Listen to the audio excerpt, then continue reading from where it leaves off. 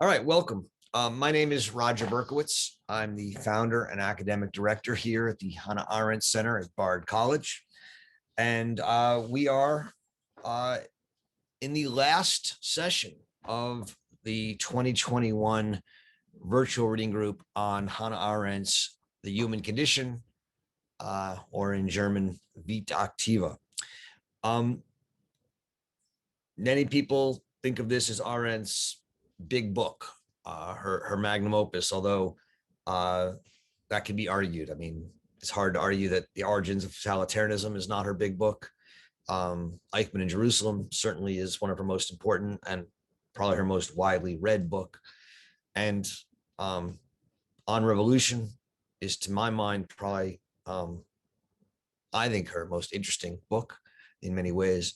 But this book, The Human Condition, is an extraordinary intellectual exercise, an act of thinking, as she says in the prologue on page 3. It's an attempt to think what we are doing. We're talking about the last section of the book, section 45, called The Victory of the Anima Laborans. It's, I think, a good opportunity for us to put the whole book, to the extent we can, in context. Let's just recall, right? This book began in the prologue with the launch of Sputnik, this idea of launching a satellite into space, and the relief and the feeling of pride at escaping the Earth. And yet there was also a worry that in escaping the Earth, we were escaping something which, as she says on page 2, is the very quintessence of the human condition, our earthly nature. And she worries that part of our earthly nature is fortune, is that which we can't control, is how we're born, who we are, in things that are beyond our ability to have any input on. And yet, increasingly, through the rise of science and technology, we can really fully remake the earth and the world. We can live increasingly in a virtual world, in an artificial world, and in a world that is humanly made and humanly fabricated, such that we could eventually live on a spaceship or on a planet that we build, in which everything on that planet is calculated by us, including us, right? Including genetic manipulation or cloning, however you want to put it. And she says there's simply no reason to doubt that we can do this. And that these possibilities, she says, writing in 1958, may still lie in the distant future. They already, she says, are boomeranging back on us, because who we are is conditioned by the world we live in. And this new modern age and this new modern world are providing a different world in which we think and act and labor and work. And they're changing, in many ways, the conditions of what it means to be human. And this suggests that what it means to be human may, in fact, change. Not human nature, right? She's not making that claim, but human as, so if not in human nature, the human condition. Okay, that's an easy jar. Now it's become jargon. What do we mean by the human condition? The meaning of the stories we tell about ourselves are changing. Who we are as meaningful creatures is changing. The human condition is undergoing changes, and to some degree it always has. But there's a claim in this book that starting with the scientific revolution and really gaining speed in the 20th century with what she calls the modern world, the changes are faster and more consequent than they have been, right? What are these changes, right? Well, I mean, the book is divided into different parts. There's a chapter on the public and private. And so one aspect of the change is that we increasingly live neither in private nor in public, but in something that she'll call a social world. And that means that certain things that are associated with the public and the private are increasingly less accessible to us. That doesn't mean they disappear fully, but they're less consequent in our world. Well, what does that mean? Well, the private, uniqueness, originality, the darkness that allows us to grow and be different and not conform, increasingly is less present. The public, that where we together build a world that will last and provide an immortality, is increasingly endangered. And they're being replaced by the social, this idea of one interest, a common interest, a social interest, which has, there's not just one of those, but is above all about keeping us alive. So that's one change in the modern condition, the sort of retreat of the private and the public, and the rise of the social. The middle chapters of the book represent another change in the human condition. And there's a double part of this, right? So on the one hand, there's the hierarchical inversion from the Vita Contemplativa to the Vita Activa, such that the idea of contemplating, and that the highest goal and end of what it means to be human was to contemplate the good or the true or the divine or whatever was your highest end, is increasingly demoted and is replaced by this Vita Activa, which has these three parts: laboring, working, and acting. Then there's a second inversion, which is that while laboring, working, and acting were all essential parts of the human condition during this long period of human history, action had been, in her mind, the highest. It was in action, in acting together, that we transcend, not in a theological sense, but immanently. We transcend and create what she calls an earthly immortality, a world that will last. And so when we talk about humanism and we talk about the human condition and what it means to be human, even after we lose the Vita Contemplativa as our highest end, and we still have action. And in action, we humans create a common world. We create common ideals. We create, and as some of you, Bill and others, have put out, well, who is this common? Who is this we? Good questions. And there's not one answer. But from Arendt's point of view, this is what it means to be human, is to aim at creating these stories, these narratives of who we are. And so the chapters on labor, work, and action show that aspect of the human condition. The last chapter on the Vita Activa and the modern age is going to make a grand claim, right? So we started with this question of, okay, yes, the rise of the modern age and the modern world have changed the conditions under which we live, have changed the conditions of the human condition. And there are these changes that are happening. And the last chapter really is about world alienation.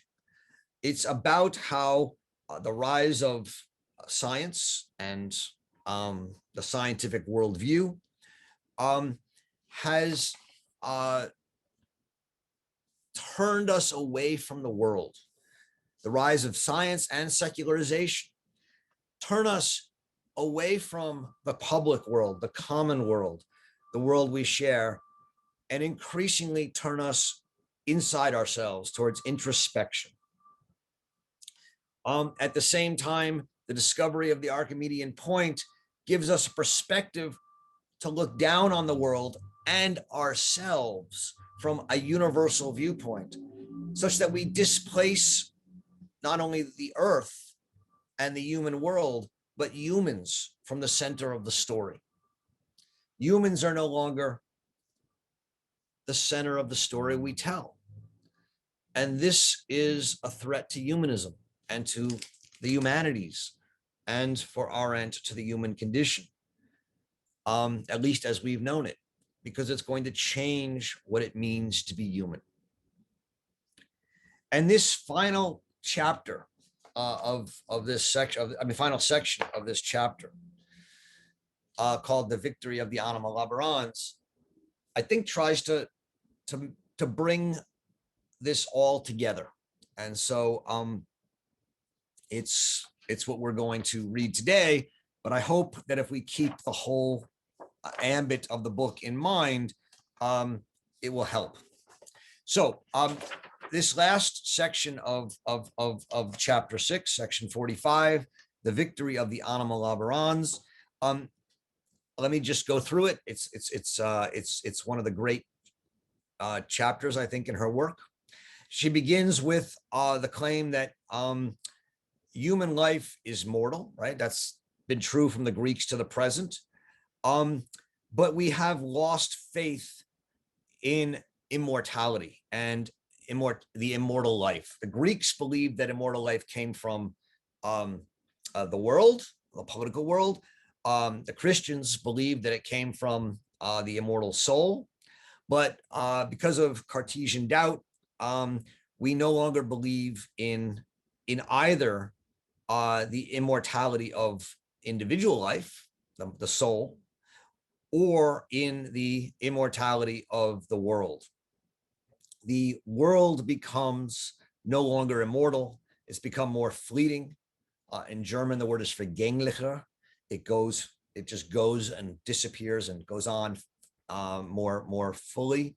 It's become less reliable. And this is the essence of this claim of world alienation. And because of this, man is thrown back on himself, not a world, right? This is that claim that some of you said you really liked about her idea of secularization, is typically said when you learn it in high school, and I did, it means, we don't care about God and the world of transcendent, we care about the world, this world. And she says, no, we don't care about this world, we care about ourselves. It turns us back into ourselves. And she had explored this idea in her earliest writings. So, for example, in the book Rahel Varnhagen in chapter 1, this is her argument, is that Rahel was thrown back into herself by the exclusion of a world through anti-Semitism, right? That racism and anti-Semitism, in the sense that it excluded Rahel from the public world, threw her into herself. But Arendt is making a larger claim here that this is what happens generally in the modern world. And the only contents that are left to us, thrown back into ourselves, she says, are the appetites and desires, the senseless urges of our body, which we mistake for passion, and which we deem to be unreasonable because we cannot reason, that is, calculate them. And so we increasingly leave behind a common world of reason and enter a world of bodily desires and passions. There's an analog here to the discussion we've had the last few weeks about this book, William Davies' Nervous States, that I've mentioned a few times, and how the loss of expert rule and expert governance and reason turns us back to the passions. And I think Arendt is making a similar argument here. The only thing that can thus be lasting and that we can hold on to. The only thing that still has a public purchase for us that we all agree on is life itself. The possibly, but not even my individual life necessarily, but the possibly everlasting life process of the species, mankind. So there's a way in which, you know, the sort of Ray Kurzweil effort to make ourselves immortal, extend life, is an attempt to bring life to be immortal, to bring back the kind of immortal soul of Christianity. But Arendt is saying, you know, what really is immortal is simply the species being, which what we heard, what we take from the sociologists and from Marx. The rise of this species being, of society, of the life of the species, or Marx's socialized man, where one interest rules, namely comfort or life, but not men or man rule, means that all that is left to rule is the life process or natural processes. We actually increasingly lose our human ability to govern ourselves, and we just care about, well, economic laws or sociological laws, how we govern ourselves in order to maximize the utility of the species. And so none of the higher capacities of man are any longer necessary, right? Because what we really don't care whether we, you know, are geniuses or if we have spiritualism. What we care about is that we, as a species, continue. And that all that is necessary on 321, all that was not necessary for life, that was superfluously, namely art, which has now become a habit, seems unnecessary and secondary, and is only there if we can afford it as an exceptional category. She says that we come to see Milton as writing Paradise Lost as simply like the urge of a silkworm to spin silk or to contribute something to society, not as a expression of highest ideals or higher capacities, but, you know, he contributes something. It's something we all read and we know, and it's, oh, Paradise Lost, devil.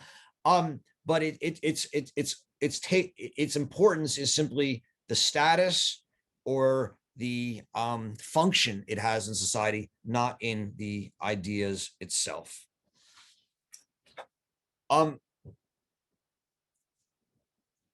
In this development, she says, we've experienced the loss of human experiences. And this is, again, the change in the human condition. So on the one hand, contemplation is the most obvious thing that we lose. We lose the experience of contemplation as a meaningful activity.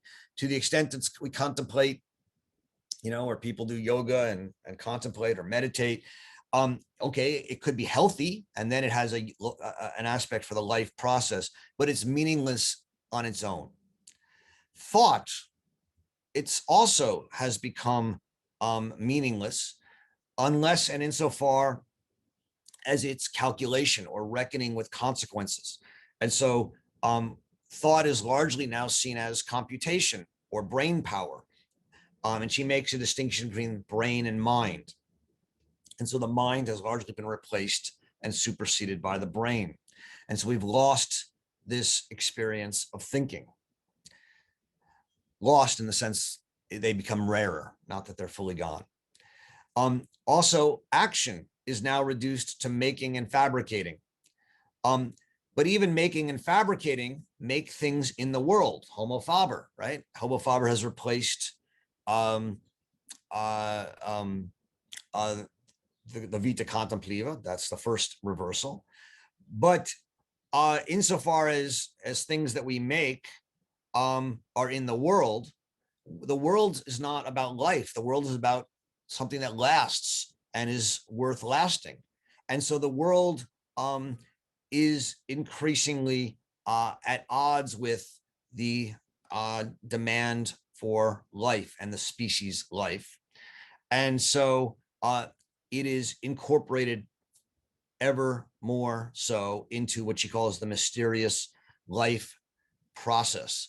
And so we only make things that are not things that last and are durable, but that can keep us, fed or keep us housed.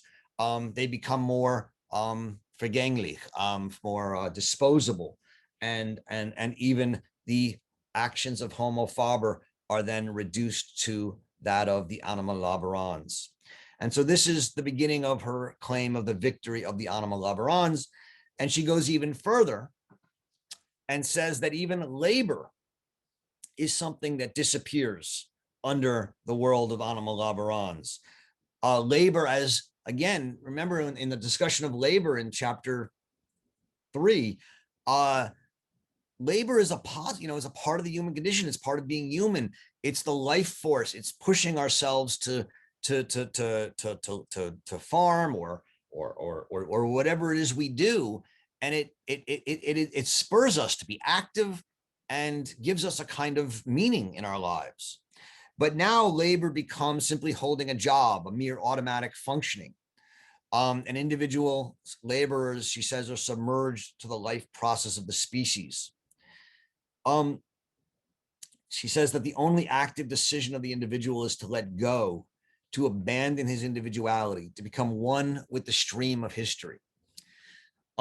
She doesn't say much about it here, but I think it might be helpful in understanding this to look back to the sections of The Origins of Totalitarianism on the bureaucrat and the secret agent, where she talks about Lord Cromer in Egypt, the bureaucrat, and Lawrence of Arabia, the secret agent. Her point about both of these figures, Lawrence of Arabia and Lord Cromer, is that they retreat in their individuality behind an effort to attach themselves to forces beyond human control. In Cromer's case, economic imperialism, and in Lawrence of Arabia's case, the sort of world of English victory and in the war. She says of Lawrence that he acted for some ulterior, unpredictable purpose, and that what gave him importance was that he, in a sense, stepped into the stream of history and was a brilliant actor in that stream, but he himself had nothing at stake in it. And she called this the end of the pride of Western man, who no longer counts as an end in himself, no longer does a thing of himself, nor a thing so clean as to be his own. Actually, that's Lawrence talking about himself. It's to push the right way in the forces of the world. It's to give ourselves over to larger laws and forces. It's to stop thinking as an individual and think as a functionary, to stop thinking as someone unique with their own world and ideas, and give ourselves over to an ideology or a stream of history. It's behavioralism, which she says is something that actually could become true insofar as we increasingly live more and more like animals. And she then says that man is actually in danger of developing back into the animal species from which he came. So there's a nod back to Darwin, that if we came out of animals, we are in a sense reverse going back into animals. And the key here is that what brings us back into this animal-like stage, what brings us back into the Lawrence of Arabia becoming part of a stream of history, is that the Archimedean point has been applied to ourselves. And the example she gives in this chapter, or this chapter or this section, is that thinking of a scientist looking at the world from space in a telescope, and what they see is that we're all driving around in these little metal shells called cars. And from the scientist's point of view, who's out there, he doesn't know that we are humans who made these cars and drive around in them. We look at it and we think of, oh, there are these beings who have metal shells. Just like when we look at a telescope at amoeba and we say, oh, there are these beings who do this and that. And we increasingly look at ourselves from the perspective of this Archimedean point. I mean, just imagine how you go through your lives and the information you consume about humanity. It's all about, X% of people do this, or studies show that men behave when they're told to do things, or studies show that people spend X number of hours a day on their telephone or on the internet or watching TV or whatever it is. We begin to look at man from this perspective, not as us, man, but as a data point, as just like a scientist would look at a bioorganism and how it reacts to antibiotics. We put in a cell phone and we see how people react. And we start to see humanity this way. And she says that the metaphors that we use to talk about scientific thought show this. When we talk about life in the atom, right? Or the freedom of super small things like electrons or atoms, or laws of chaos. We, in a sense, anthropomorphize non-human things, give them things like life and freedom and chance. In her, I think one of the places where Arendt gets to this really beautifully is in the first few pages of part 3 of her essay on violence. And in that essay, she begins and says, well, there's these polemologists, these, scientists of war, who are like zoologists. And they say that, war is caused and violence is caused because, well, animals are violent. Tigers fight, ants fight, things fight. And we're animals, and therefore we fight. And she says that this reduces man to an animal, and says that because we're an animal, we are violent. And she says we do this for 2 reasons. One is because animals are easier to study and experiment on, and therefore we can think we can understand why animals are violent, and therefore it's easier to know, and so we study it. And secondly, because humans are hard. Why we're violent is actually really complicated, and she goes through a couple of reasons, about repression and psychological needs and other aspects. And so she says, instead of like dealing with the difficulty and the individuality and the uniqueness of humans, we reduce humans to on the principle of animals because they're more easily understood. And we humanize animals and animalize humans. And this, she thinks, is dangerous because it's what it does is it denies any kind of human distinction, right? And by the way, there's many people today who, if I were to say that sentence, would immediately get upset and say, who are you to say humans are distinct? Why are we any better or different than porpoises or dogs or elephants or even amoeba? And why is there this distinction? That's a kind of, super racism. And it is. But for Arendt, that's part of the change in the human condition, speciesism that she's talking about. This turns us to the end of the book where we really get to the conclusion. And the conclusion says that this doesn't mean, however, that we've lost our capacities for freedom or action or thought, right? She's not saying that at all. But she is saying that against the social science attempt to see man as following rules, as behaving, as rule-bound, these social scientists in this way, social science way of viewing the world, doesn't study man, she says, doesn't study individuals, but studies man as a kind of data point, as a kind of societal animal who is a Lebewesen. This is in the German, a living being.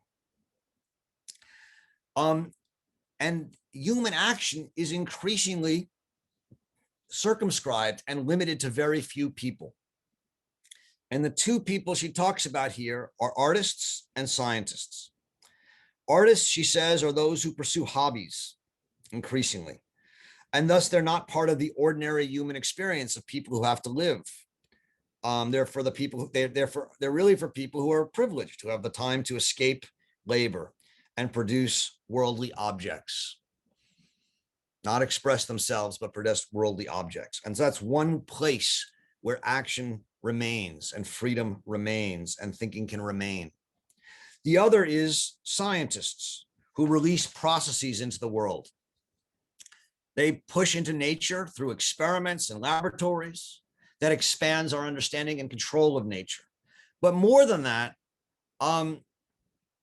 they free the realm of human affairs from the laws and limits that humanity has had to labor under for thousands of years, the limits of nature. They're able to escape the laws of nature. And as a result, the scientists can actually radically change the world. They can introduce things into the world, whether it's airplanes, we could never travel like that, right? Or satellites or spaceships or nuclear bombs. And what scientists do, she says, matter more for human affairs than what diplomats and statesmen do. The actions of scientists act into nature, act into the world, but they do so from a non-human perspective, from a universal perspective. They're not thinking about, the human consequences so much as, can we do it? Does it work? And so what scientists reveal is not a who. They don't tell stories about human beings. They don't tell stories about meaning. They tell stories about data, about beings, about life beings or Lebewesen. And that's the danger that the human condition, the change in the Vita Activa, the double reversals of the Vita Activa is about. It's about how, except for a very few, privileged few who still know how to act, for most of humanity is increasingly human, yes, but human in a different way. Human more and more as a kind of social being, life being that follows certain laws. And even thought, right, which we end with, which had been excluded from the Vita Activa, which is, she says, always still possible where we live under conditions of political freedom. Thought, we should think, which we might think is the one thing that we can most rely on, is actually the most vulnerable human capacity. She says it's far easier to act under tyranny than to think under tyranny. And it's worth asking why that is. In any case, it's the loss of thinkers, the loss of thinking, she says, is not so relevant for our world, right? That's one of the reasons it's not part of the Vita Activa, because the world depends not on thinking men, but on acting men. But the loss of thinkers is relevant, or is not irrelevant, as she puts it in the double negative, for the future of man, since thinking is the most active of the capacities of the Vita Activa. And then she cites Cato, never is he more active than when he does nothing. Never is he less alone than when he is by himself. And so the argument here is that with the rise of the modern age, science, Cartesianism, Christianity, and then the fall of Christianity, we are seeing the changes in the human condition that threaten to change what humanity is. Not dissolve it, not get rid of human nature, but change it in ways that return it to being more like an animal, less human in the way that at least humanity had developed over 2,000 years of humanity. And the claim she makes is that we should think about this and think what we are doing. Okay, I'm going to stop there. I see I've talked longer than I usually do, and I apologize, but I was trying to put it within the context of the book. And remember, you can participate in the chat. You can also go down to the reactions button at the bottom of the page and click raise hand and raise your hand and participate in the public world conversation. And a very Arendtian idea, and I encourage you all to do so. All right, Bob, you're up first. Bob Meyerson. Thank you. A couple of related things. First of all, hold on, Bob. I'm not hearing you. It's probably me. Go ahead.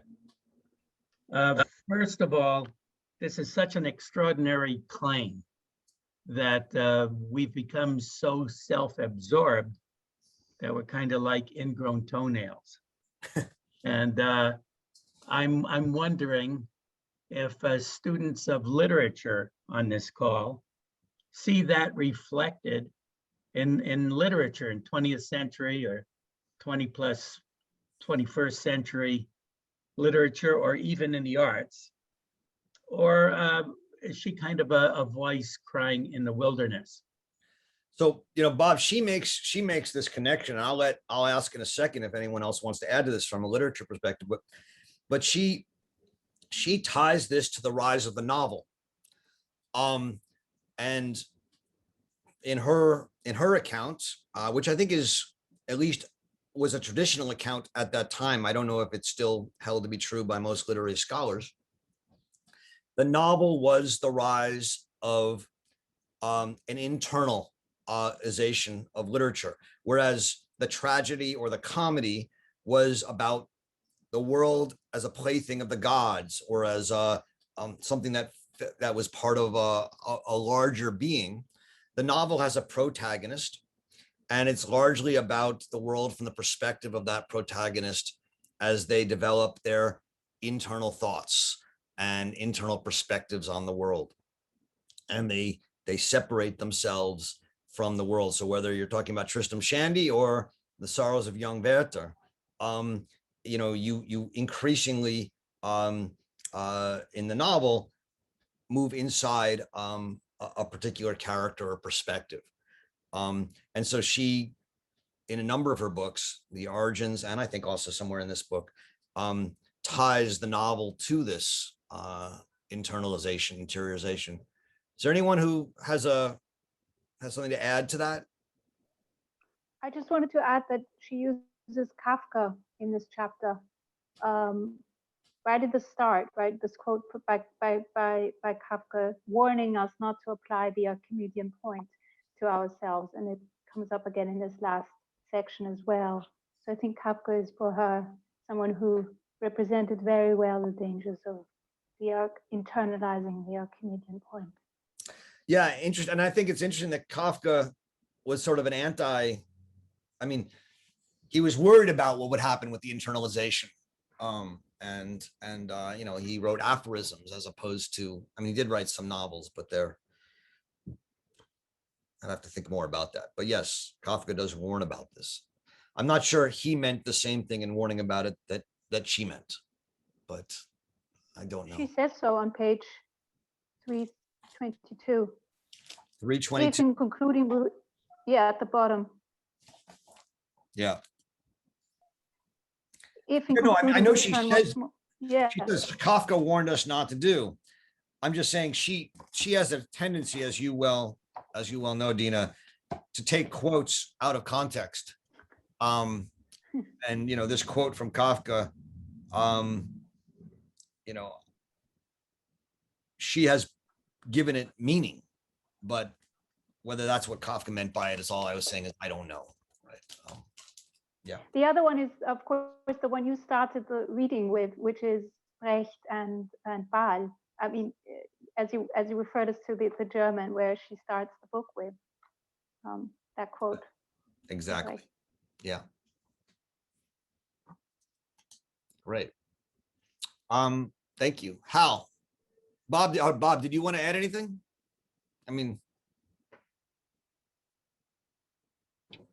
Yeah, no, sorry. It's just such a, a broad claim. Do any of us really think of the novel, every novel, maybe every short story, or not even every, but predominantly, falling into this category of self-absorption? You speak of it as the novel writing about the perspective from a main character or a hero, but that just seems to me extraordinarily broad. Yeah, I mean, I think the basic premise is that novels emerged to be read by the newly literate bourgeoisie, people who would sit in their living rooms or in a mountain and read and see themselves in these books. And it increasingly took people away from the theater, which was a public event and a public space where you had the gods present and the gods invoked. So there's a lot of ways in which the rise of the novel, I think, is consequent with the loss of a public world. That is, I think, fairly widely taught, as at least when I was in I studied. I mean, that's how the novel was presented, as a sociological phenomena. So I don't think it's sort of strange or incredible that Arendt would touch on that. Whether it's as consequent as she's making it out to be or not, I don't know. But can I jump in for a second? Yeah, Tara. Just in terms of the novel, I mean, it's also just the content, right? Like you're describing the readership and the writer of the novel. So if we take her as, of course, always going back to the Greeks, that this is a type of publicly performed art or literature that is about events in the community. Whereas the novel becomes, and this is also its radical potential, right? That it becomes the site of writing just the everyday and what we might call the unheroic. It becomes the domestic, right? The realm of women. So it's also that it's not just I don't think it's just a simple self-absorption. It's that it also becomes this space of representing, speaking from very, very these new zones of life that she is pointing to, that are not as much about the external world. Thanks, Tara. Does anyone else want to jump in on this particular point of the novel? Roger, I don't know if I have much to add about the novel, but I found this last chapter anticlimactic somehow. I thought that this, to use that word today, the intellectual exercise, which used to be a real put down. I remember Clive Barnes once writing about, quote, egghead choreographers, which meant people who sit and think. They don't really know how to enter into that space that had been cleared for us by the great Greeks, where you're there on the festival days, and it's essential that you look at what Tara refers to as I think that's what Tara was just saying, the public. And once again, it goes back to, I'm reluctant to say anything, goes back to my complaint, which has been that there's something about the point of departure for her whole analysis of what's gone down the last 2,000 years or so, which leaves me so flat. Novels, a lot of, I remember as a young artist, the big put down was that a lot of the work that was socially conscious was utilitarian. And I'm thinking of Oscar Wilde, all that mankind creates that is useless is art. So there was something about this. I'm not quite sure what this world is that she's regretting that we have left. Because it's kind of shocking if she thinks that world wherein people had to, in order to think, to do the great things, had to have slaves at home to do them. I'm not quite sure what is this world that she is bemoaning in the view of what we have seen now. I don't think she talks about a world that was really a world where there were very many voices. And I wish that, like I say, she died too soon. Does she really know what's exciting about now is that the novel, every form you can point your finger at right now, has been exploded by the plethora of voices participating. That is the public sphere. That is the world. The world is trying to understand what it is because people who were not able to speak before are speaking. There's something that she's sad about, or not sad, she never expresses emotions in that way, but she has passion. But what is she regretting that we've lost? Because I don't feel, and you've heard me say it, I don't feel like a part of the we that she's talking about. I have to change who I am to participate in her analysis. I have to really change my feelings about being alive. I'm speaking a language now, which is the language of my captors. I'm speaking literally a language of my captors. And I don't feel that enough in her awareness of what the 20th century really did tell us, not to mention the 21st century, but how the we, mankind, humankind, and even that we have shamelessly throughout this time, we use there's no women to push back against the fact that we say mankind all the time. And women have demanded that we now think of a world that's not centered around men. So I'm a little disappointed at the conclusion of the work and what we are doing. I don't think we even live in the same world, she and I, in a way. Thanks, Bill.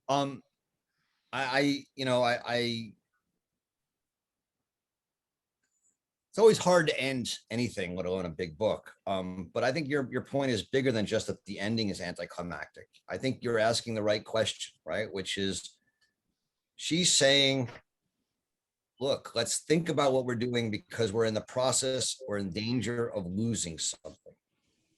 And you're saying, what are we in danger of losing? A world that wasn't very good. And, I don't think she would disagree with your characterizations on that level. I think what she thinks we're in danger of losing, to answer your question to the best of my ability, which doesn't mean that it's right, are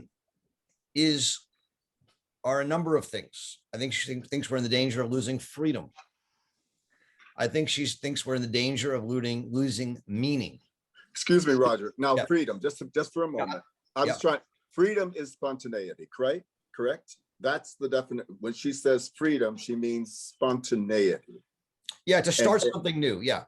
To start something new. Okay, please. I'm sorry to interrupt. Yeah. We're in danger of losing that. Yeah, and meaning and immortality. And the reason is, right, because we increasingly only value those things which fit in. And by the way, the other thing we're in danger of losing, which goes against exactly what you said, which doesn't mean it's right, I'm just going to put it in that kind of terms, is plurality. And the reason we're in danger of losing freedom and plurality and meaning and immortality is because we are increasingly living under a socialized world, a world in which we all stand back behind trends, rules, data, charts, graphs. We increasingly live in a world in which life and how to keep ourselves alive, thought broadly, is the only legitimate interest. And the plurality of interests has disappeared. Now you say, rightfully, that we have all these voices, the plethora of voices you said, and I think that's a beautiful way of putting it. What, her worry, which may be wrong, but it's her worry, is that the plethora of voices largely are not plural, but are simply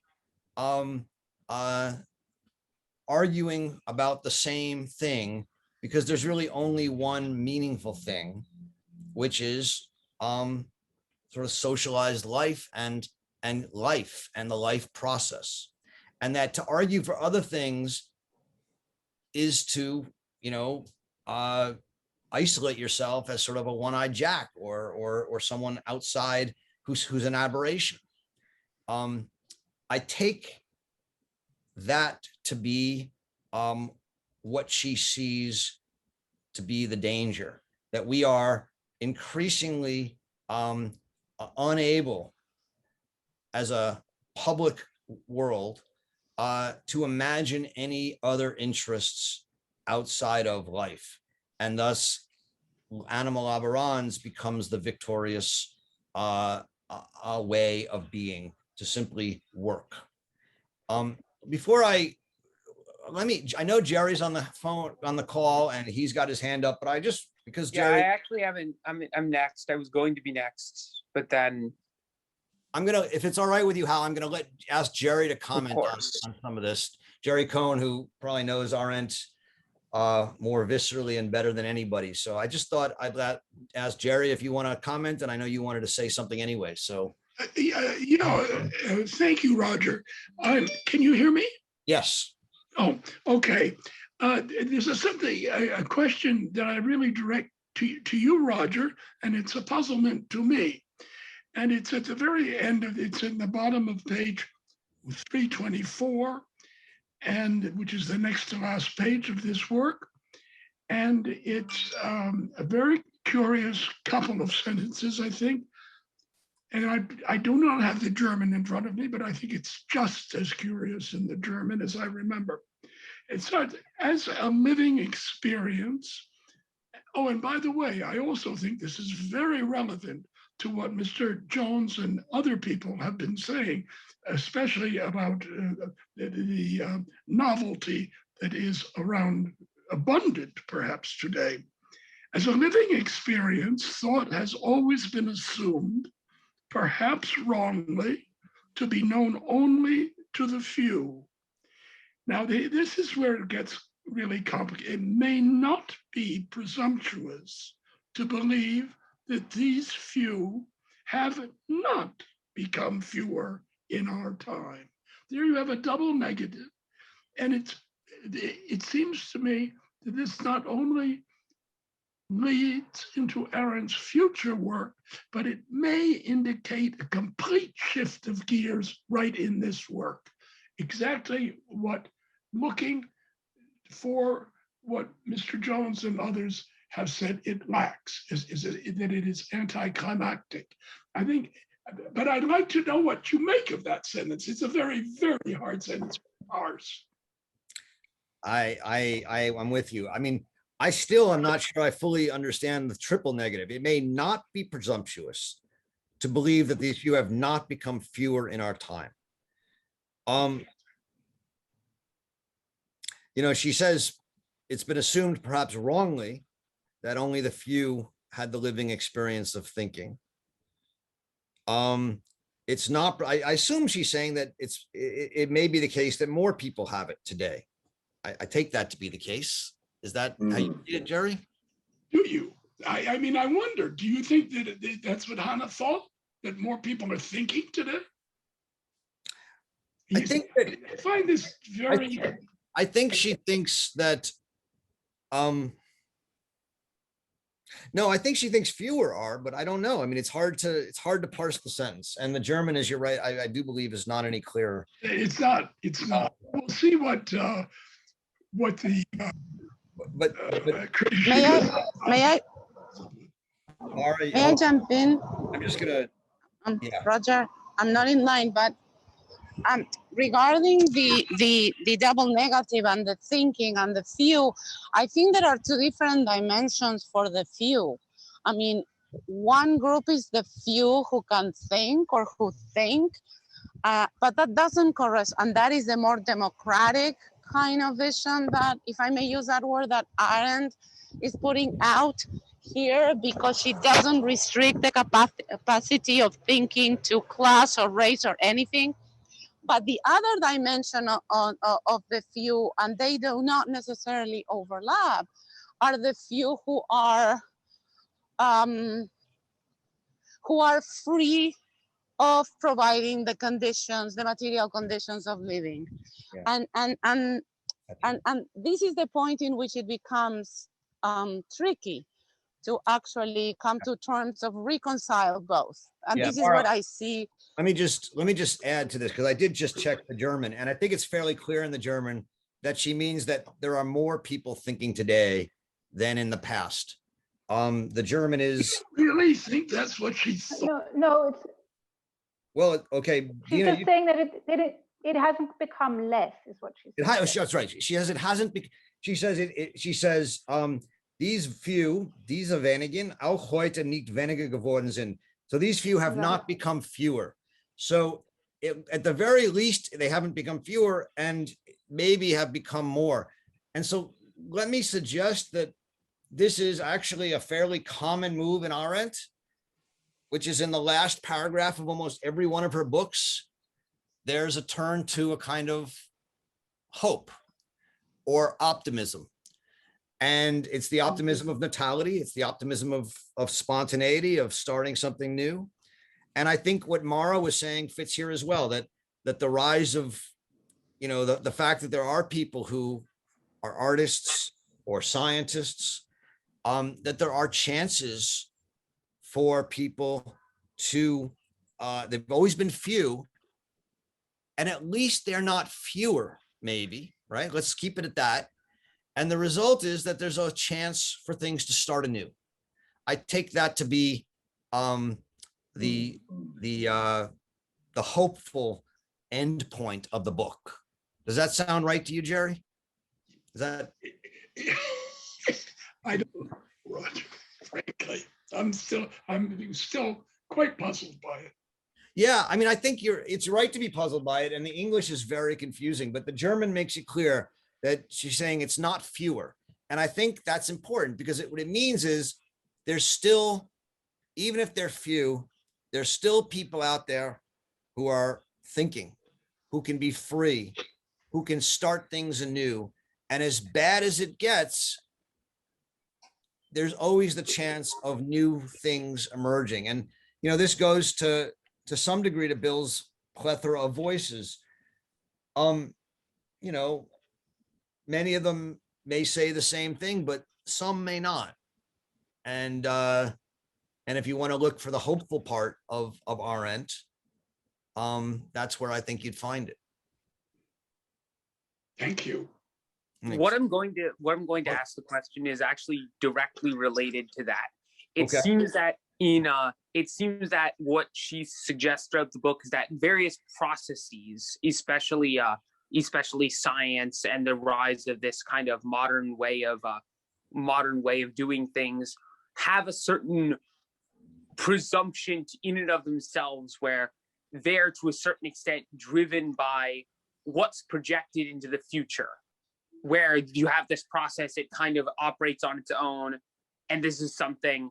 And I guess that it almost sounds like highly mechanistic. And I guess the first part of that is like, given that, like, it seems that like we're trapped in if she's just that only artists can act, what confidence, what if anything gives her confidence that we can even act freely? Because to me, that seems very overdetermined.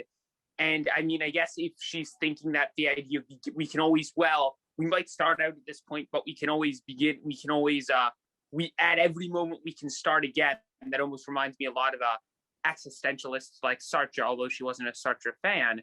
And then kind of associated with that is maybe just this is just an aside, maybe the reason why she says that acting in a totalitarian society or a tyranny, I know she does distinguish between the two, might be easier than thinking, because to a certain extent, when more and more things are banned or placed off limits, more things become political acts. So it's not normally a political act in society to do something which in a totalitarian or tyranny would be banned or would be considered provocation, whereas thinking might be harder amid propaganda and conformism.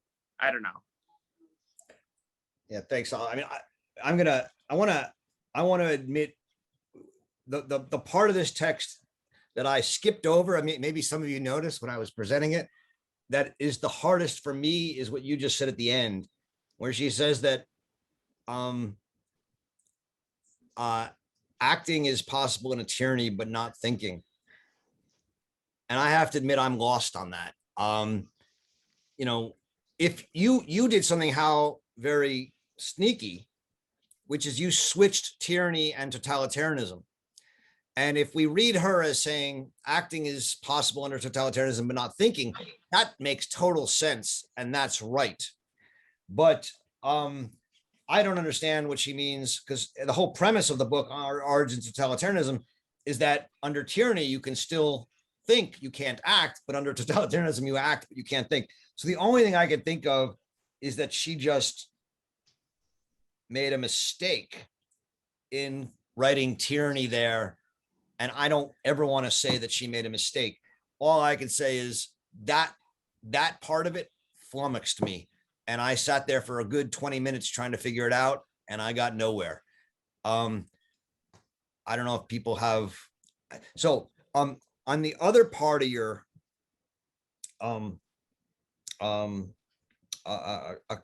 point or question, generally, again, what I don't want us to do is think of this as a doomsday book. We're trapped, process, the human condition is terrible. Arendt was never that kind of thinker. And that's why I think it's important that, what Jerry and I were talking about, there's an optimistic end. I don't know, optimistic, hopeful end, I think a better way of putting it. I don't think of Arendt ever as someone who, has given up.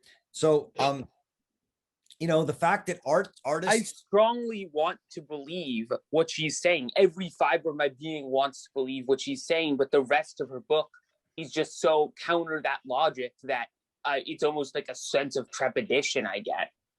Well, I don't think so. I mean, the book is about the human condition. I mean, the chapters on labor, work, and action have lots of beautiful things in them. Still things, the fact that the animal laborans has been generally victorious doesn't mean it's victorious everywhere. And especially in the realm of art and in the realm of science, there are really meaningful things happening. But even in the realm of, business, there can be, things happening, and in teaching and other things, they're just, they're not sort of dominant from her point of view. They're not the center. But I think she's saying, look, the trend is that more and more people are concerned with keeping themselves alive and keeping society comfortable, keeping the life process going. And that is fine. It's what Marx wanted, but it's not going to bring us. And by the way, a good Marxist is going to counter her and say, great, that's what we want. We want more people to be comfortable and happy and equal. And her answer, I think, has to be, well, yes, we want more people to be not oppressed and to some degree comfortable, but we also want greatness, and we want, because without greatness, there's not action, and without action, there's no meaning. I mean, that's the part of her that has to upset those of us who, are some sort of Marxist, social democrats, whatever you want to believe it. For her point of view, there's a way in which meaningfulness, human meaningfulness, and human comfort are simply incompatible to some degree. And the turn away from action, plurality, freedom, and greatness in the name of equality and comfort and security and life is one that has consequences. I don't think she's saying we should go back to where we were. I mean, I don't think she's saying we should go back to having slaves or anything like that, but she is talking about and thinking about how one understands what's lost and what's gained. And are there ways to hold on to the ideas of freedom and plurality and meaningfulness within our current world? I mean, there's no, I don't think this is a nostalgic book. I've said that many times. It's a book that's saying, let's think deeply about what we're doing so we can do it in the best way possible.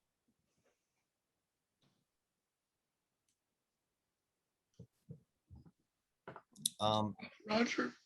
Yeah, Jerry? Well, I just wanted to say, respond very briefly to what you said about this business of tyranny versus totalitarianism and the possibility of thinking. That makes great sense to me, actually, what Arendt is saying. I think she's distinguishing the difficulty of thinking as specific to totalitarianism. I think that's her great fear throughout her whole work. As a matter of fact, tyranny, you cannot act in public. It's harder to act, but in private, you don't need to be in public to think. Right, but she says tyranny here. She says that in tyranny you can't think, not in totalitarianism, right? And that's what I was saying. I don't understand. Oh, well, I think she's talking. Then I happen to agree with you, but it's weird for someone who's careful. Well, this should be interesting to see when they get to the critical edition too, because I think it's clear that she means that it's harder. In fact, she does say that elsewhere, that it's harder to think under totalitarianism. Yeah. Yes. No, I absolutely agree with you. Yes. I just hate to be the person saying, "Oh, she must have meant to write totalitarianism," because that's. No, you could do that. But I think that's what she must have meant. Yeah. I don't understand. There's no other way for me to make sense of it. Right. I'm glad you agree with me on that, but I just feel very weird saying that. Oh, she just wrote it wrong. But I think she did. Yeah. Alex. Thanks, Roger. I want to raise a question that I've been having I guess in different ways throughout our reading of the book. And the way that it's showing up here in these pages, I think, is in terms of the relation, I mean, for me, in terms of the relationship between life and death as, I guess, as principles or as, philosophical concepts. And I guess I'm puzzled because on the one hand, I am definitely agreeing with Arendt's argument about the primacy of life, the way that she links life to labor and to a kind of principle of happiness, and the way that that is a kind of reduction of human existence to a sort of a basic denominator, right? And that sucks meaning out of human existence. It's a kind of circulation with nature, a kind of metabolism. I'm definitely resonating with all of that. And at the same time, I find myself wanting to say that sounds like half the story. And the other half would be, I think many people would agree, if we look back to the 20th century, we can easily describe it as the century of death. It's not hard to do that, right? So we have that on the political, kind of social aspect with, wars, technology used for destruction, various holocausts.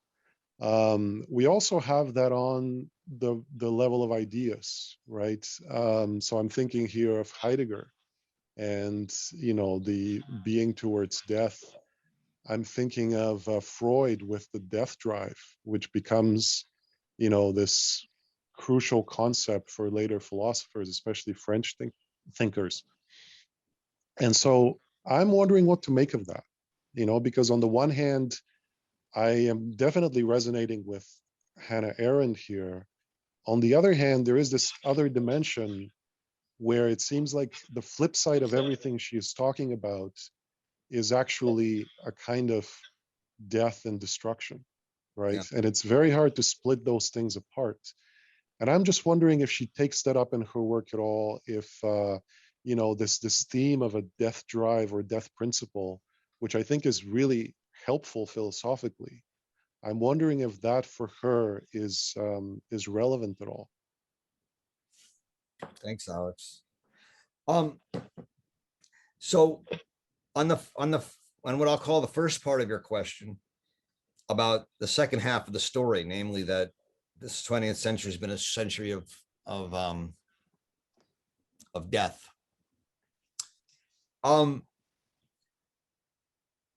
Without a doubt, you're right, and she's one of the chroniclers of it, without a doubt, also. And what I'd say is that for her, the extraordinary killings, murders, genocides of the 20th century were accomplished in the name of life. They weren't accomplished in the name of God or higher ideals. They were accomplished in the name of social philosophies. One being that the proletariat should inherit the earth, and the other being that white Aryans should inherit the earth. These were for her. These were life philosophies, philosophies of contest of life, of who was going to win and who was going to lose, Hobbesian philosophies. And they basically saw life as a zero-sum game, and they were going to win. And in order to win, they had to eliminate their enemies or those who contested with them. And thus they were both totalitarian, single idea, socialized movements that sought to impose one way of living over all others. And in the need, and to do so, were willing to kill everyone who was a barrier to that. So the death of the 20th century was largely carried out in the name of life. On the second part of your question on the death drive, it's a good question.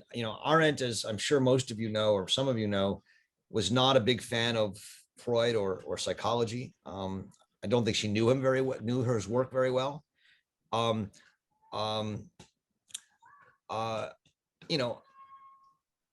do think that she is aware of and interested in what might be called psychological drives. So earlier I mentioned her critique of zoologists studying violence. Well, if you read the next 2 or 3 pages in part 3 on violence, what she says is that any human inquiry into the nature of violence has to look at things like resentment and revenge and human psychology. So I don't know, but she never, as far as I know, talks about the death drive in a Freudian or psychological sense like that. At least I'm not thinking of it off the top of my head. Do you want to respond to either of those, Alex? Yeah, that helps. Yeah, thanks, Roger. So I can see the argument that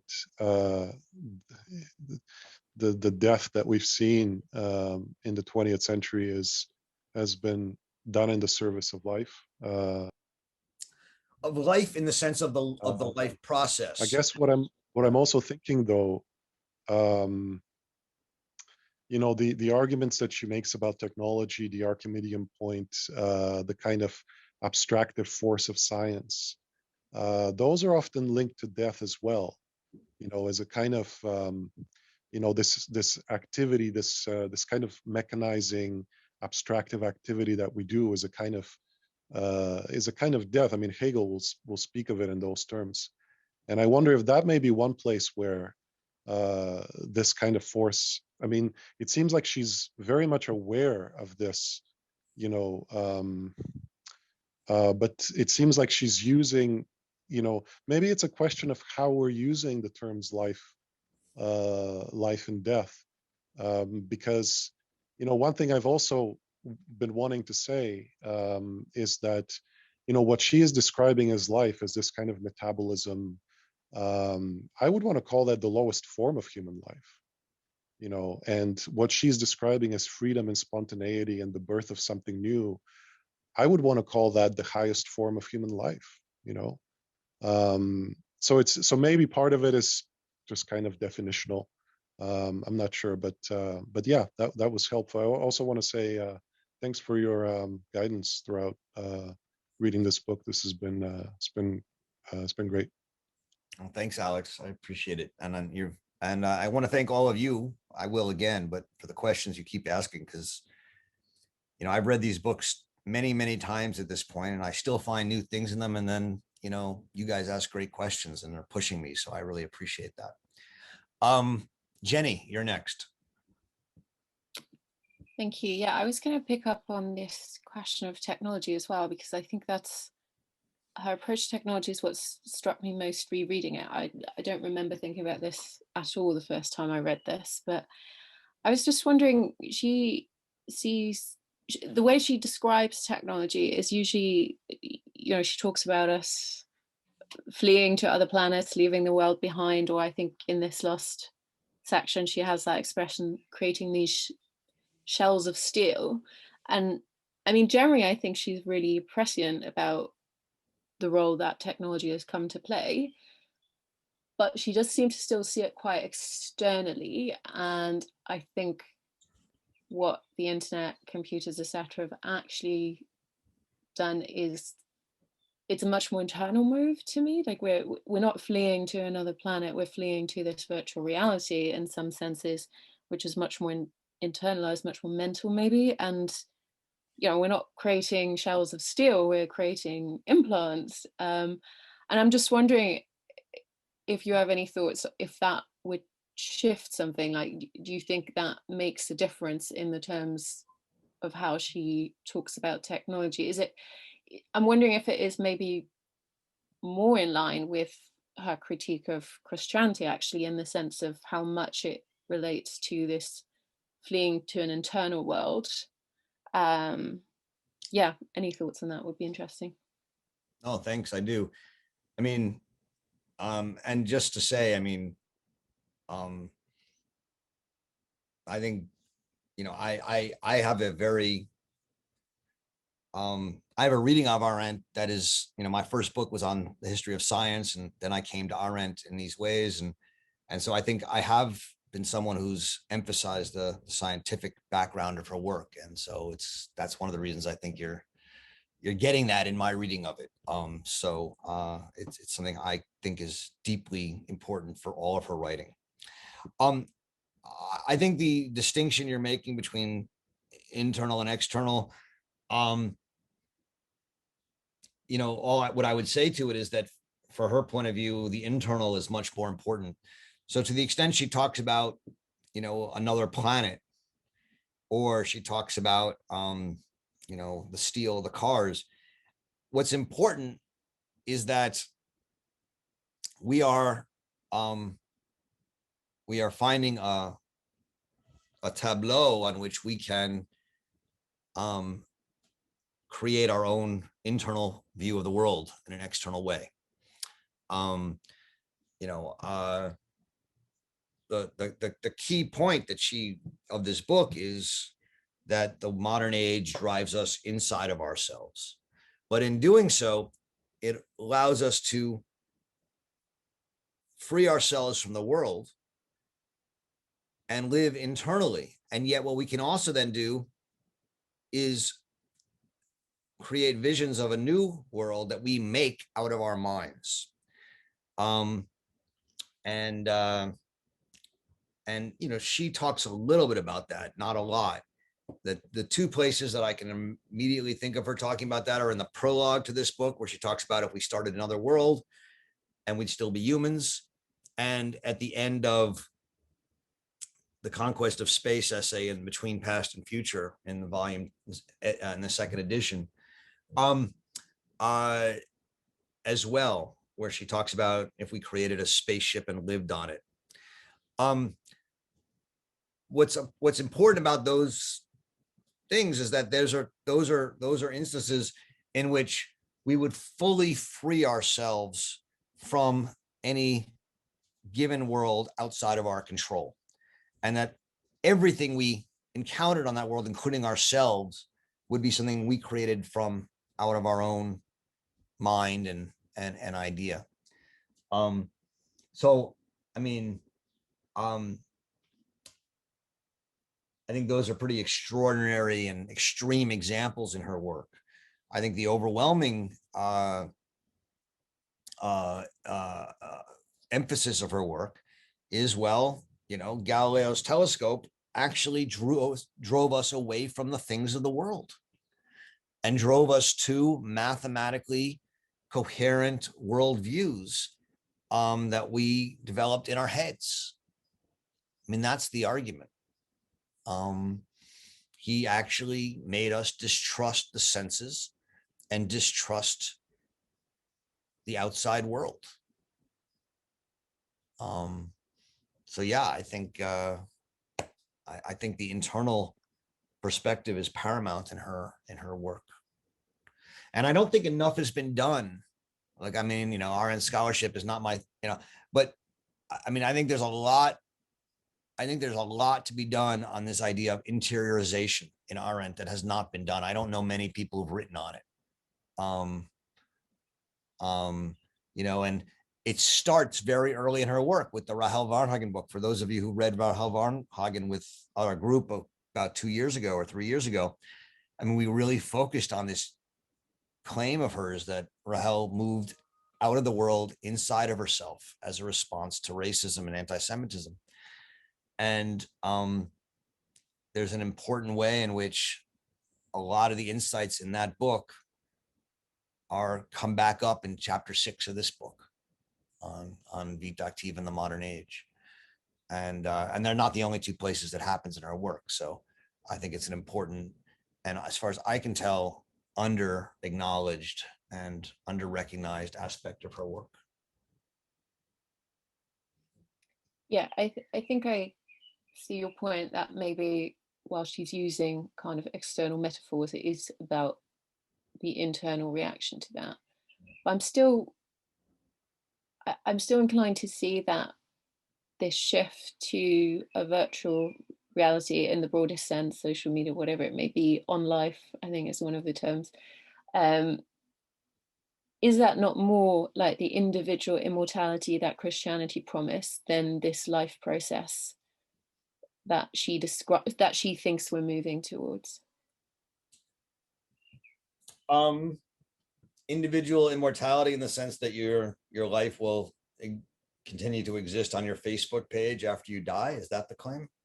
I mean, yeah, in very practical terms, there's that, but thinking more about like creating some kind of impact, however superficial it might be, and I'm sure she would not see it as valid action, but that impulse to maybe leave something behind could be seen as maybe not even leave something behind, but to seek another life that doesn't seem as tied to the restrictions of actual human life, to death, essentially. Do you think we're in this weird paradox where it's like we are putting more out there, so like putting more online, but it's also like more self-obsessed? So in a sense, like, yeah, we're leaving stuff behind on Facebook, but on the other hand, like that almost is an interiorization. We're seeing all these politics and all these things through, oh, this is what I should and share on social media. Yeah, I'm certainly not trying to claim that the majority of behavior on social media could be seen as action. I think it's, you know, it's very much the social, but I'm just wondering if there is something about seeking an immortality there, even if it's kind of happening not after our lives, but in parallel to our actual, you know, human material life. It still feels about like you're trying to emphasize and preserve your individual, however shallow a conception of that you might have, rather than this direction towards that complete absorption in life process that she describes as the kind of direction that she's identifying. I feel like I see more parallels to what she criticizes in Christianity there than in the critique she thinks that she gives us of where she thinks things are heading. It's you know, I will say that, you know, there's an enormous interest out there in trying to think through social media through Arendt. I mean, I get stuff coming across my email almost every week about it, another article, another book, another essay, something. And you know, there's a part of me that sometimes thinks it's simple, you know, Jenny, that you said no. And then there's a part of me that thinks, you know, there has to be something. Obviously, I think, Jenny, you're right. There's something to it. Obviously, people are finding value and meaning in it to some degree. Although, I mean, I think, as I said a couple of weeks ago when we were talking about social media on this call, on this group, yeah, it seems more and more it's about affirmation of an identity that's a particular identity that one puts out there, rather than any kind of encounter with plurality. And yet even that's too simple, because there are real plurality. I mean, there are some parts of the internet that allow for real disagreement and plurality, and people to, you know, argue and debate. I think there's part of the problem is I don't think that social media or the internet is a one thing. I think there's lots of different aspects to it and different places in it, and some are rich and some are very impoverished, and talking about it as sort of one thing, I've come to realize doesn't really allow any kind of clarity. For me, I'm not sure I can figure it out. You know, so I'm not sure I can answer it in a general question. I think that obviously the pandemic has escalated the speed at which we are moving more and more of our lives online, right? And a lot of us are seeing other human beings fewer and fewer in person, less and less in person. That will, I think, you know, obviously there'll be a dip down, but I think that will continue. And fairly soon, I won't be talking to you on a two-dimensional computer screen, but we'll maybe have you populated on seats in a holographic reality, and I'll be able to walk around and look at you, and who knows? I mean, I have no idea where the technology is going. I know that's where people are working on. I know that's the next thing. You know, I'm not at the point yet, Jenny, where I'm able to say something super intelligent about this. I disagree, but yeah. Okay. I don't know. But I'll try, and well, that's what I did. That's about as far as I get. Steve Greenleaf, you're up. Thanks. On page 323, footnote 87. All right, just give me a second. Okay. Yeah, this is on subjective artists. Oh boy, I knew someone was going to bring this up. Well, I'm completely lost. I don't know my art taxonomy well enough, so I need help with that. But what she's getting at, and what she's getting at in particular within the context of this particular section, eludes me, and I would appreciate any help you can give me. Okay. Yeah. So this is one of those things that in certain groups like art schools, or if I've talked to artists, this is one of those things that will cause incredible anger and consternation. But let's just put it in perspective. So she's talking about modern man has not lost all his capacities or is not in danger of fully losing them, no matter what psychology and sociology and anthropology tell us about the social animal. Men persist in making, fabricating, and building, even though these are more and more restricted to the artist. So that most human beings, however, are not engaged in a worldly pursuit. And then she has this footnote about the inherent worldliness of the artist is not changed if non-objective art replaces representation of things. So she's here defending abstract art. Okay. I mean, some of you, I'm sure, know this, but after the Holocaust, many German Jewish artists started painting abstractly, with the idea that in response to the Holocaust, it would be incredibly difficult to, represent it in a representative way, in a figurative way. And not just Jewish artists, other artists too, but abstract art emerged as a major movement in art. And what Arendt is saying here is that abstract art need not be unworldly. You can pursue a kind of worldliness through abstraction.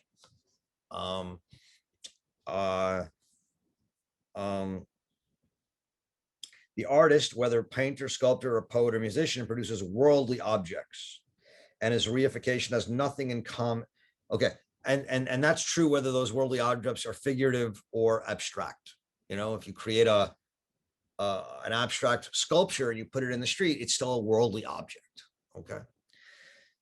She then, and that's not what's really controversial. What's controversial is that what she's saying is that insofar as the abstract artist produces worldly objects, they are not painting or sculpting subjectively. They're still encountering and responding to the world. Whereas a subjective artist, or what we might call an expressive artist or an expressionist artist, she says, is called upon simply to express his or her subjective feelings. And she calls that the mark of charlatans, not artists. Now, some artists find this meaningful and some find it really offensive. I think it depends how you understand yourself as a subjective artist or an abstract artist or whatever. But for her, an artist is not someone who simply expresses their feelings. An artist has to seek to say something meaningful about the world. Again, these are controversial claims that she makes about art. And that's what's going on. Is that helpful, Steve? Yeah, it is. It is helpful.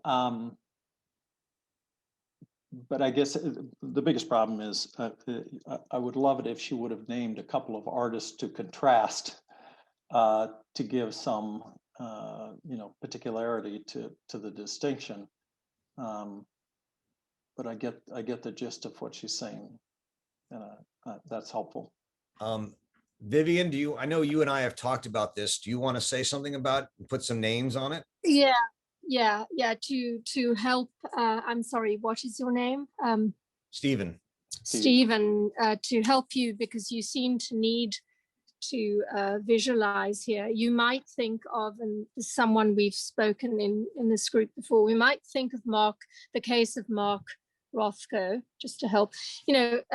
All of these artists who ended up with a an abstract process, started out in the world of representation.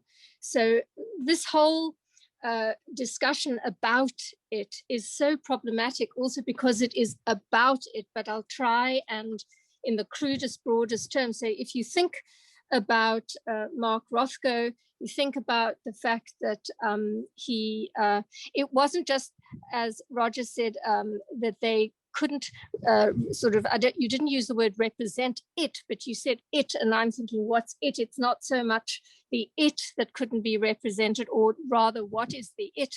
It wasn't necessarily the narrative of the Holocaust, but these artists turned from not only the world of representation, but also the world of against the idea of easel painting. So things that couldn't be so easily consumed or even so easily accessible. Sorry, can you still hear me? Yeah, I'm just wondering, Vivian, what would be an example of a subjective school of painting? If you don't want to name names, we don't have to name names, but okay. So the other thing, before I give an answer to that, I just want to say that the problem is, first of all, Roger, did she write this in German? She did, right? Because she wrote the whole book in German. she wrote the book in English and then she rewrote it in German. Right. So I don't find her what she says either objectionable or what was the other thing you posited? It's neither, but I would need to look at the German, because the words for representation and those concepts in German might be words like gegenwärtig or words that are different in English. So it very much matters exactly what words it would matter to me. The German is nicht gegenständlichen. Okay. So she's talking about the world of representation, but again, it isn't true to say that. I mean, there's several levels in which you could think about abstract art. Abstract art doesn't present itself on the first level as describing the world of representation, but you can argue that abstract art, or a lot of it, represents many other things or narratives, and that might be a problem, because I think the pure abstraction, the aspiration of pure abstraction, would be to move away from any kind of description or narrative, whatever it looked like.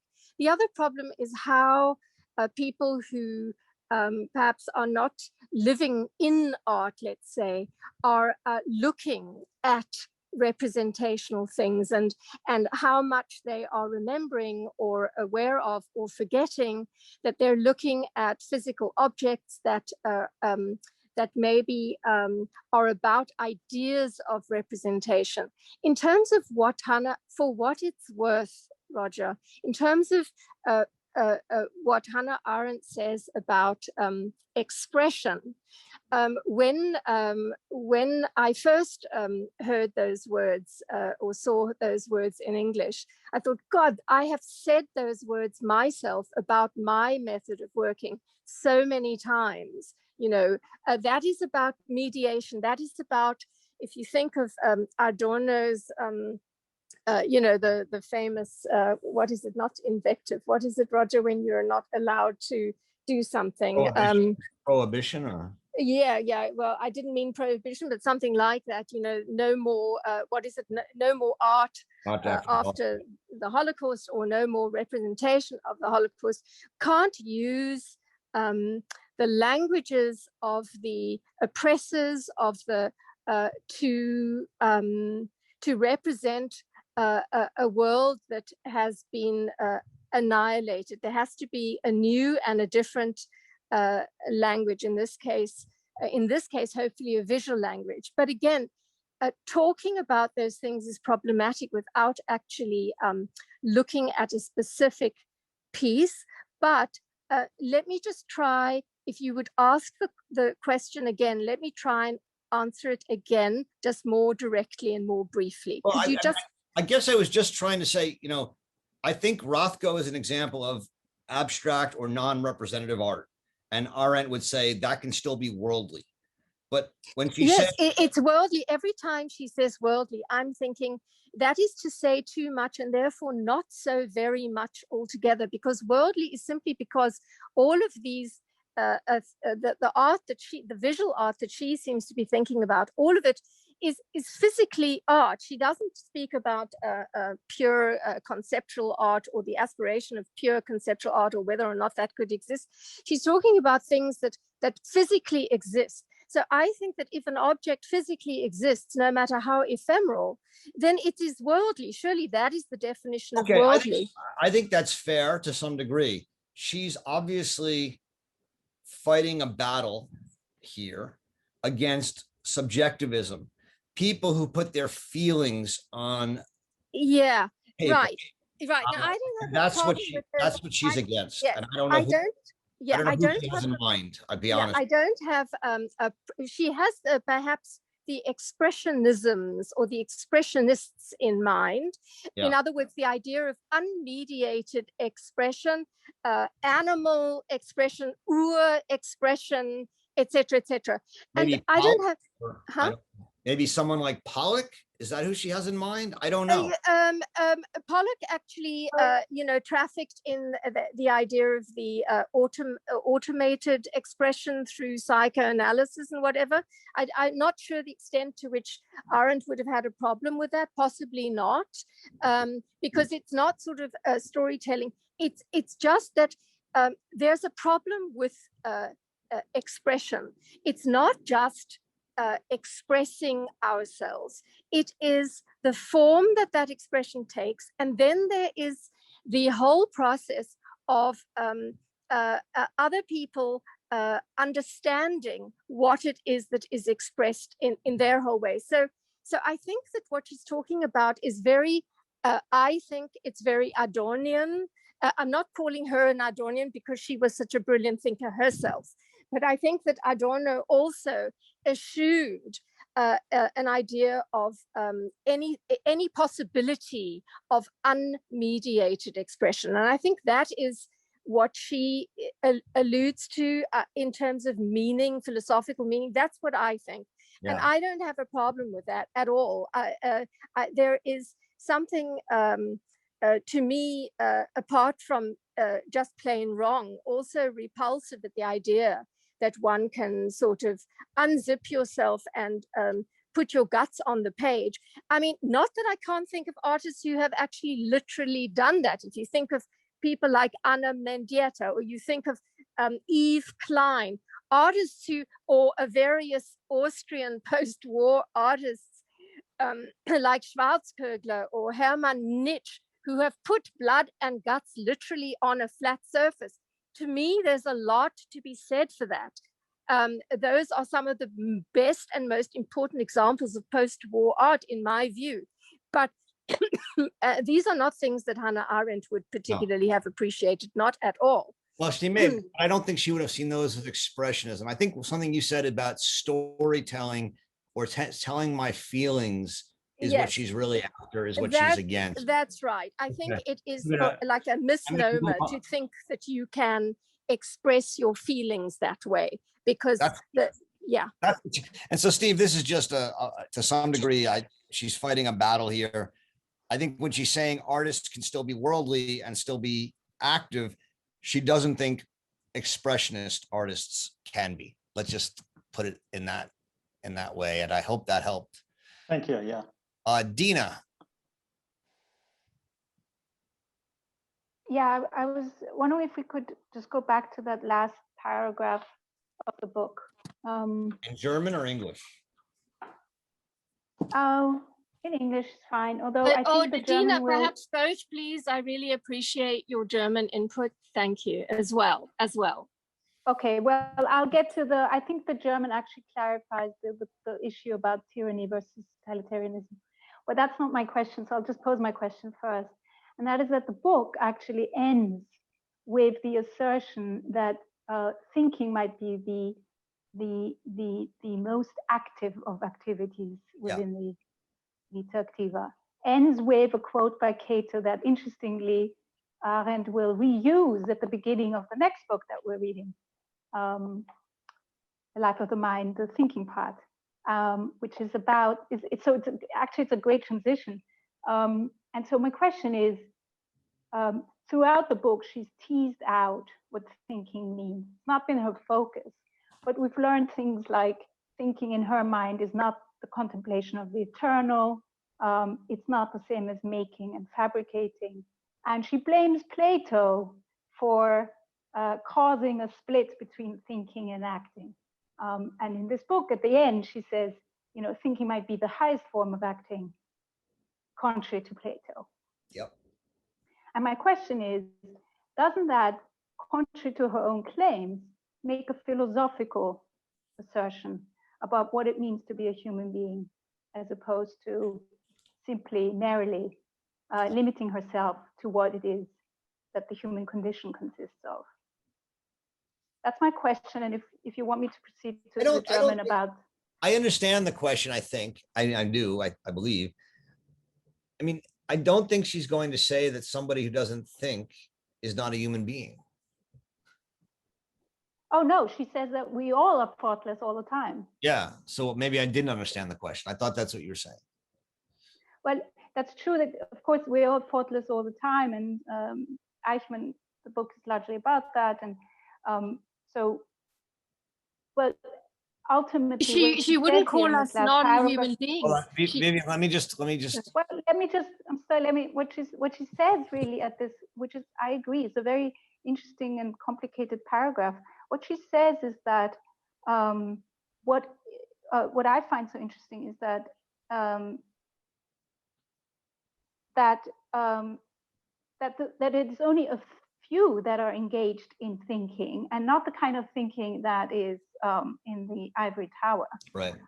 Is actually not so relevant for the future of the world, but it is very relevant for the future of man. And in that sense, she reintroduces arguably a definition of man that is based on thinking. That's a fair point. I mean, you know, and this brings up that part of her that I've highlighted a couple of times, where she says that the line between those who do great things and those who don't, and thus the line between human and animal, runs right through the human race. And what she says is there's always been only a few who think. Now, more act. And so for her to be fully human, which we all have the capacity to do, we have to act. And we can still act. But even fewer will ever really think. And you're right, that's the highest form of action. So, but I don't think she thinks that thinking, I don't think she's saying that thinking is a requirement for being human. What she's saying is that action, to some degree, is, at least for fulfillment of our humanity, and that thinking is the highest form of action. But she seems to say here that regardless of how worldless we will become. Regardless of how what? How worldless we will become. Regardless of how alienated from the world we will become. We can still think. There will be we can still think. And so the future of man is not jeopardized by the loss of the world. May I just jump in, Professor? A question Roger? on this thinking thing, just to clarify. Hold on. I just want to ask you to clarify, when she talks about people who think, she obviously isn't talking about people who don't think, not as being human beings. But I think she's talking about, at some point she makes a distinction. People who make it, who are living the business of thinking, not just people walking around thinking or not thinking. That's all. People who make it the business of thinking. Their lives is their lives. Not talking about them either, because actually no, she's not explicitly excluding them. Yeah, she doesn't think that people who do think about the business of thinking are thinkers. No. So, but you're right that she's not saying that people aren't human who don't think. She's simply saying that Thinking is the highest. Someone at Mara, was that who else was trying to say something? Oh, Clara, hi. Hello, Professor Roger. I don't see any contradiction, Dina, because remember that Plato is talking about contemplation, and what Arendt makes clear along this book is that contemplation is not the same as thinking. That's why she finishes as saying that thinking is actually an action. So I don't see any contradiction on my part. No, there's no contradiction. In fact, she criticizes Plato for distinguishing thinking from action, just like Clara just said. I'm not claiming there's a contradiction. It follows completely from what she has told us in this book about what she considers her definition of thinking. This paragraph follows absolutely and is consistent with what she said previously. My question is only, if the highest activity ends up being thinking, the book seems to end, if one could cast it as a hopeful note, that even if we were to become completely alienated from the world, it would not destroy man. And I think that's what she says here, that it is not irrelevant when in the sentence, this may be irrelevant or of restricted relevance for the future of the world. It is not irrelevant for the future of man. That a few of us but at least, will be thinking. as long as there's a few of us who think, you're right. You're right. I agree with you, Tina. I agree with you, Professor Roger. Yeah, I mean, seems to suggest that we can live. We could potentially have a future in a worldless world, without a world. Well, I mean, you're making it extreme, right? A worldless world. It's not clear that in a worldless world there would even be a few who could think. Well, that's the question. I don't know. That's why this paragraph I find is quite confusing. Yeah, I mean, I think there has to be some kind of world if you're going to have people who think. From an Arendtian point of view, it has to be a world. I mean, there is impossible to exist without the world. It's impossible to know that you are yourself and that you are different in that sense without the world. The world is part of who you are, how you think, how you act.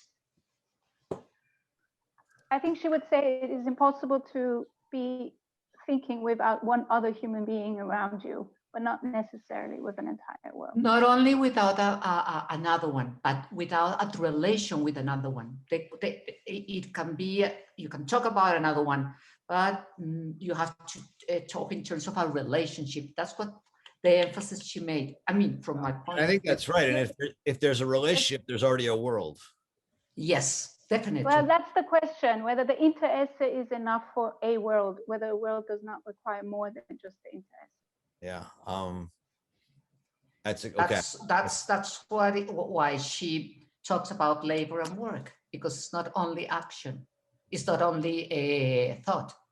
You have to also make a world, fabric a world, build up a world. It's a good question, and it's not one I can answer, Dina. Yeah. You still want to go through the German, because the German is a little different. You can read it, yeah. We're running out of time, and I want to get the last two questions from Lena and Aldo in. So why don't you both ask your question, and then I'll try and answer them. Lena, first. Thank you. So, like, my question is, I suppose, quite general. It has to do that, now we have arrived at the end of this book and the conclusion that the life and its processes matter the most. But also with the knowledge that this book was written in 1958, can we say that today in 2021, it's still the case if we've had neoliberalism since then and globalization and existential issues such as climate change? So in my view, we have come to value profit much more than life, and objects and commodities have surpassed the value of human life because of the profit and capitalist exploitation of both human labor and lives. So there's a kind of a expenditure of humans because of this higher end of profit and earth resources, including animals. So everything This is goes, suffocating. this goes back to Alex's question as well. I mean, again, I think life is maybe, somewhat confusing. It's the life process. And that includes life, but it also includes everything that's needed and necessary and part of the economy. And I think Arendt would see neoliberalism as part and parcel of what she means by life, not as opposed to it.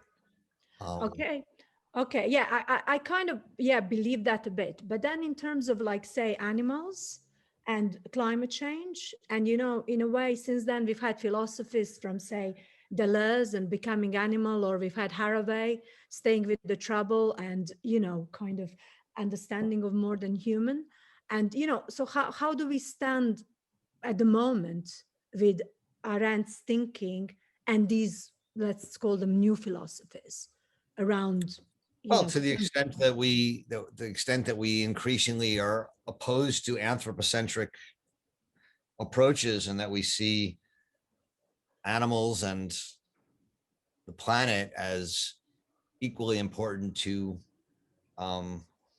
humans, I think that's exactly what Arendt is talking about, is the reduction of humans to other kinds of life and the loss of the distinction, right? Which, again, people today say that distinction is unethical. Why should humans be more important than anyone else? So that's exactly what she's talking about.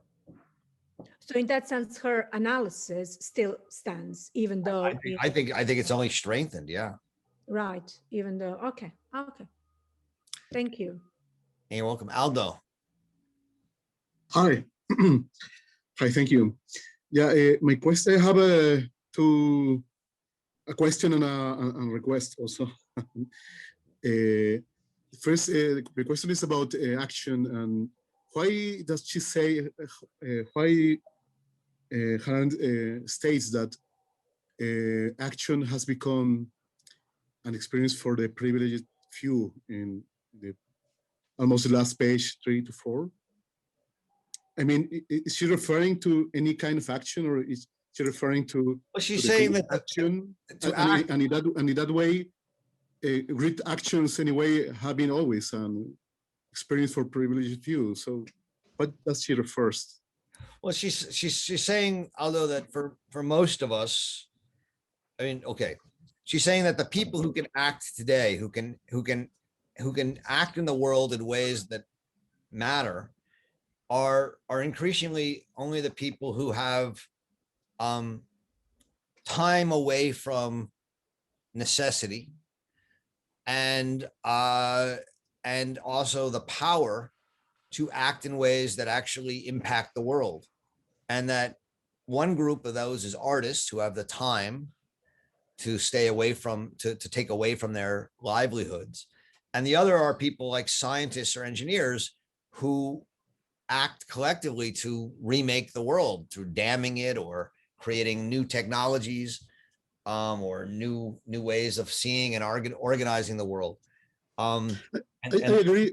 These are the privileged few, and it's always been, and so it's always been never everybody who acts at any given time, but it wasn't so hard to act throughout, in earlier epochs of the world, because if you did have a new idea and you acted, people could pay attention to it. Today, there's so much, whether it's social media or just so much information, it's very hard to have an impact. It's very hard to be seen or heard in a meaningful way. And so action is increasingly unavailable to any but the most powerful. Okay. I'm not sure if I fully agree with that, but okay. Thank you. The request I had is about if you had in mind some reading or article about the concept of innovation related to Hannah Arendt concepts about the world. There's a reading you may recommend. What do you mean innovation? You mean like technology? Not necessarily technology, but innovation as to bring something new to the world or to a market or something. I mean, I'm distinguishing it about technology, because technology does not always reach to a world, because sometimes it's obsolete or it's useless. You know, I'm not sure. You would recommend, or I'm not sure. I'm not sure I understand totally. But if you're saying Arendt and freedom, bringing something new into the world, is that what you're asking, or something else? Well, there is an entire development, theoretical development about what innovation is. For instance, a definition is creating something new, new value, based in available technologies, for instance, but packed in a way that is meaningful, and so it brings value. For instance, to say typical example about the iPhone, the technologies were broadly available, but nobody has packed into this kind of device. I don't know. I don't really have any. I mean, I don't have any good advice on what to read on that. Yeah. Okay. If you let me know if you find something. Okay. Thank you very much. You're welcome, Aldo. I'm sorry. For everything. I don't know that world. So, and you can always, for Arendt, there's always lots, there's so many books out on Arendt. It's hard to keep track, but yeah. In any case. Sorry, I have to go. We're not meeting I have next to go week. to. No, we're not. We're not I was just going to say we're not meeting now until July 30th. The new schedule is up on our website. You can go look at it. But we're taking a month off, and then July 30th, Friday, July 30th, we will start again with The Life of the Mind. So until then, I hope you have joy reading Hannah Arendt and have a great summer. Thank you.